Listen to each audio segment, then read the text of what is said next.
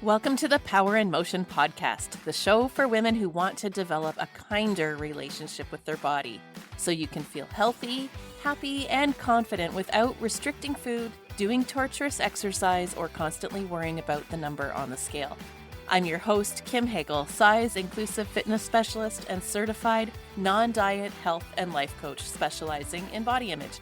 This podcast is here to provide weight-neutral, health at every size aligned information and coaching on sustainable habits and mindset shifts so you can feel your very best in the body you have right now. Let's lace up our runners and go for a walk while we chat. Hey there, how are you doing today? Welcome back to the Power in Motion podcast. Today, I want to chat with you about doing hard things and actually welcoming difficult experiences rather than dreading or trying to avoid them. Because here's the truth, hard things are inevitable in life. We just can't avoid them altogether. But have you ever considered that doing hard things doesn't have to suck? It doesn't have to be a dreadful experience.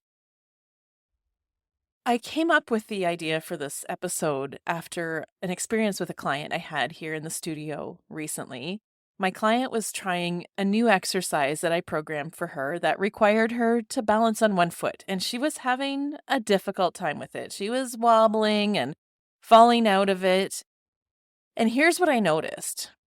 She was comparing herself to me.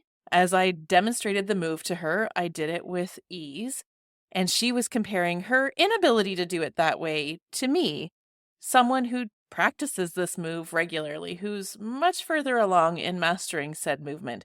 And she was being really hard on herself, saying things like, "Oh my God, it looks like such a simple exercise. Why can't I get this? What's wrong with me? I look like a fool." And I mean, that's just what she said out loud. And I said to her, we do this funny thing as humans where we think we should be awesome at everything the first time we do it. And if that were true, then we'd have no experts because everyone would know how to do everything. You wouldn't need to be here for training because you would already know how to do all of the stuff you need to do. The truth is, I gave her that move on purpose because it would be hard.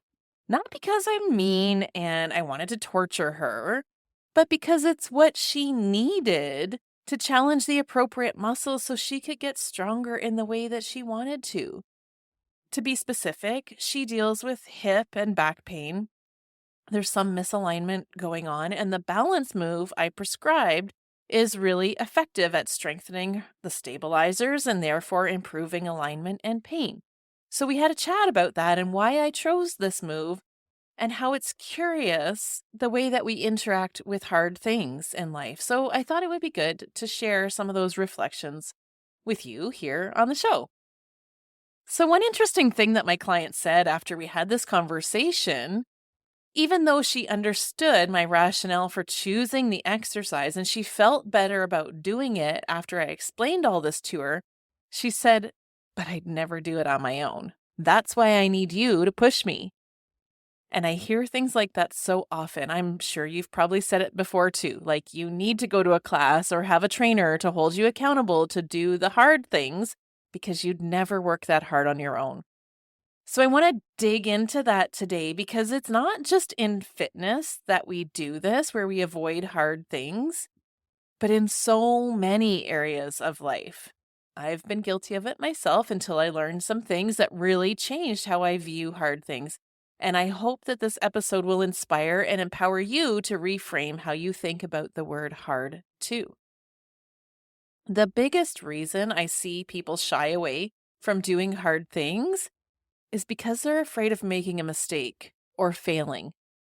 And let's face it, there's a high likelihood that when you're trying something new or difficult, you might make a mistake or get it wrong or even land flat on your face. I can remember feeling this way myself, especially in my business at different stages. I mean, at the very beginning, I was afraid to even advertise that I was a personal trainer because I was afraid that I might get a client that I didn't feel equipped to know how to train.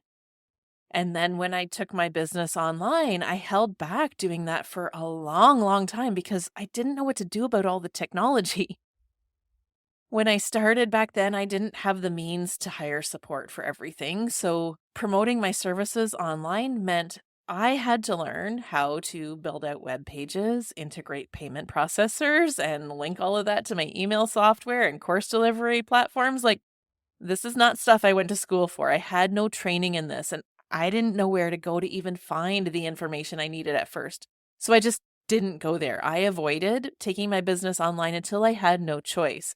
When COVID lockdowns meant that I couldn't work in person for the better part of 2 years off and on, I was faced with the choice of figure it out or close up shop. And obviously, I made the choice to figure it out. And I did. I consider myself now pretty tech savvy, and I've learned so many useful things, but it was super hard. Like, some days it felt impossible. And when it felt that way, like, there were tears, there was anger, there was frustration, there was so much self doubt, and a whole lot of, I can't do this, or why can't I do this? All the online business people make it look so easy. Like, just follow these 3 simple steps and you'll be on your way to 5-figure months. Like, bullshit. And on that note, there's so many people trying to sell us on shortcuts, convince us that there's an easier way, and there's not. In a lot of cases, there's no easy button in life. You are going to have to face hard things. So don't fall prey for the deceptive marketing that promises otherwise, because if it sounds too good to be true, it definitely is. Growing, changing, becoming the best version of yourself, achieving your goals will require hard work and serious effort. You're going to have to push past your comfort zone sometimes in life. When I think of our comfort zone, I visualize it like this. Imagine yourself inside a bubble. That's your comfort zone. Everything inside your bubble is familiar. In here, you know all the answers, you're comfortable in your skills, you have your support people in place, and you even have some stuff and people in here that's not always awesome or supportive. There might be some difficult relationships. Some things really aren't working for you. There may be some dissatisfaction, like maybe you don't love your job or your boss, but at least it's secure and you know how to do it. Or maybe you feel uncomfortable or weak or in pain in your body, like you don't love how you feel, but you manage because starting to work out or to get moving is outside your comfort zone. And the thought of getting started seems harder than staying where you're at. All the things you want in life but don't have yet are outside your comfort zone, outside that bubble.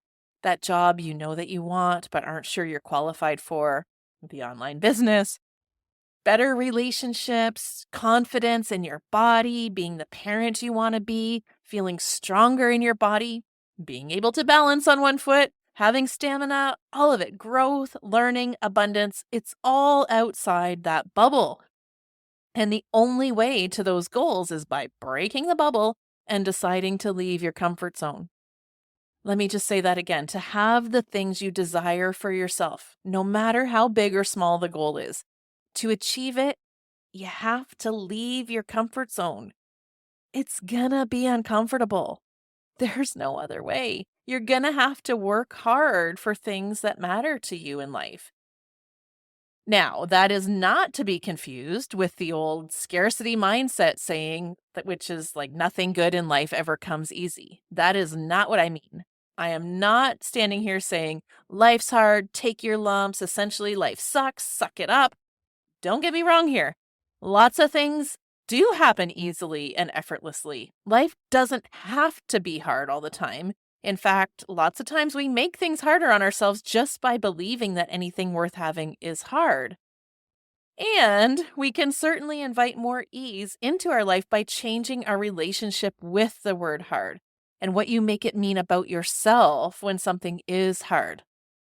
I've come to learn now that the reason I used to dread hard things so much is because I was terrified to make a mistake, to say or do something wrong, and ultimately that I might fail. Because if I failed, then that would mean I was a failure. Going back to my online business example, the reason I dreaded all the tech so much was because in my mind, If something didn't work perfectly with all the automations and integrations and a customer noticed, I made that mean that they'd think I was stupid and didn't know what I was doing, and then no one would ever want to work with me. I was attaching a whole lot of meaning to the assumed thoughts of random strangers that hadn't even happened. And even if the worst case scenario did happen and all my tech failed, there was really a very low likelihood that the customer would think I was stupid. I'm sure most people would be very understanding that I was a one-woman show over here doing the best I can in an area that's definitely not my zone of genius. And you know what? If they did think I was stupid, then obviously they're not someone I want to work with. My fear was unjustified, irrational, and illogical, but I was convinced that making mistakes or failing meant I was a failure as a person. In other words, I had a belief that success is good, failure is bad, and my worth as a human being hinges on my ability to be successful at everything. Can you relate to my story? Have you felt this way yourself about doing hard things? You certainly wouldn't be alone if you do. I think I've coached every client I've ever had on this, so it's a very common thought error, and no judgment to you for having that thought error because we live in a capitalist society that values productivity and success and really does shame people for making mistakes. We're taught from a very young age that when we do a good job at things, people praise us, going way back to toddlerhood. And when we make mistakes, sometimes we did get in trouble or lost out on opportunities. So it's not bad or wrong that you've come to view doing hard things with such trepidation. But the downside is it's keeping you in your comfort zone. It's keeping you out of realizing your full potential. It's hijacking all your possibility. The fear of getting it wrong stands in the way of the possibility that could be if you get it right. And whether that's a big life-changing possibility or just the possibility of having stronger hips by trying some challenging balance moves, getting to the good stuff requires wading through the messy and difficult middle. So let's get comfortable with being uncomfortable. Expect things to be hard. Bring it on. Know that hard means you're exactly where you're supposed to be. You're right on track. Nothing has gone wrong. Stepping into your power and claiming that life you dream of, whatever it is going to require you to become okay with things being hard and potentially making mistakes. You're going to have to expand your failure capacity. In other words, make it safe for you to try new things, to step out of that comfort zone and potentially fail and have to try again. So let me equip you with some steps to help you grow your failure capacity and increase the safety for you to try difficult things. The first step to growing your failure capacity is to change your mindset about the word failure.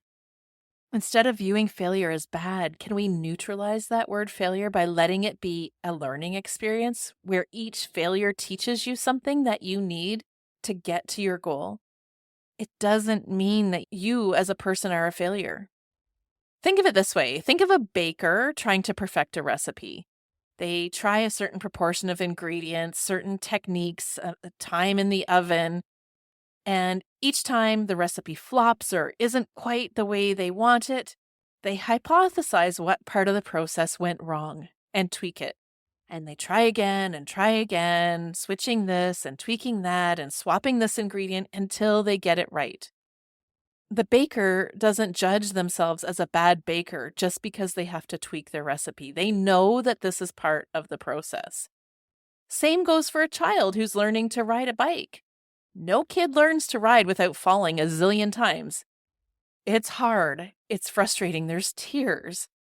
But each time they fail, we encourage them to get up, offer them some helpful feedback, and support them to try again. Can you meet yourself with the same attitude when you're trying something new or hard?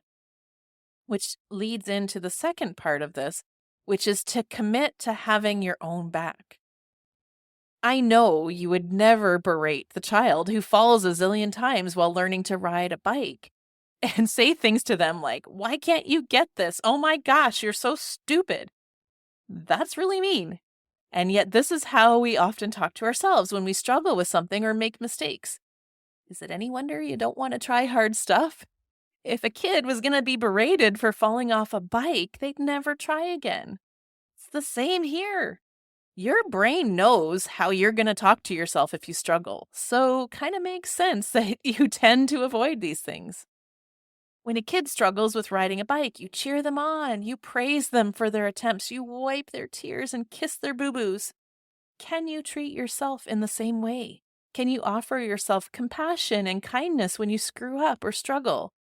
Can you say things like, "This is frustrating, I'm really feeling discouraged," but stop yourself from name-calling or making it mean that you are a failure? Can you tell yourself, "It's okay. Mistakes are how I learn. Of course this is hard. I've never done it before. I will get this. Or maybe I won't, but that's okay too."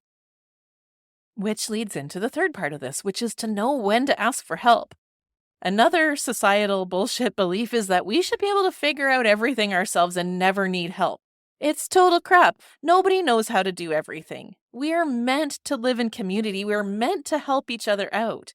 Seeking help is not a sign of weakness. In fact, I think it's a strength.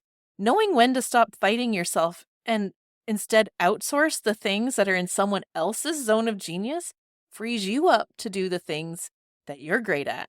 It's kind of a win-win. And the fourth and final step here is to rely on your evidence bank. In the words of Glennon Doyle, you can do hard things. And you already know you can. I guarantee you've done many hard things in your life, and I'm sure you've surprised yourself a number of times with just what you're capable of. When you're in the thick of something difficult, instead of focusing on what you don't know or what you can't do or how you're going to fail, can you take a moment and think back on all the times where you have been successful? Can you remind your brain that you are capable, smart, and resilient? That even though things are hard or that you might make a mistake, you have the capacity to see this through. So to recap those 4 steps to grow your failure capacity and to feel safe trying hard things. Number 1, neutralize the word failure. Number 2, have your own back. Number 3, know when to ask for help. And number 4, rely on your evidence bank. Hard things are inevitable in life. And by thinking powerful thoughts, meeting ourselves with kindness, we can reach a place where we welcome hard things and actually feel excited to get to the other side, to the place of possibility. So I want to leave you with a little homework again on this episode. So get your journal out. If you're driving, of course, come back and do this later. And I want you to ask yourself, what am I avoiding or resisting because it feels too hard? What do I need to believe about myself to feel safe taking action on this? And lastly, what stands in the way of me believing that about myself? I'd really love to hear what you come up with, so feel free to send me an email. If you're not on my email list, there's a link to do that in the show notes. That'll get you a weekly email from me with info about the podcast and my offers, which you can always respond to and share your takeaways. Or you can DM me on social media. I'm at Radiant Vitality Wellness. I hope that you have a fantastic week ahead, and I'll see you on the next episode. Thanks for tuning into the Power in Motion podcast today. If you love what you're learning here, then I invite you to take the next step of embodying these concepts into your own life so that you can live your healthiest, happiest life and never again feel held back by your body. Coaching is the fastest, most efficient pathway to taking what you know in your head to actually applying it and seeing results. Whether you're looking to make changes around movement, food, body image, or all 3, I'm here to help you nurture a kind, respectful, and trusting relationship with your body so you can feel your very best. Click the link in the show notes to book a free consultation, and together we'll uncover what's getting in the way of you having the results you want. You'll leave this call knowing exactly what you need to work on, and together we'll explore whether one of my coaching offers is a good fit for you. I can't wait to meet you.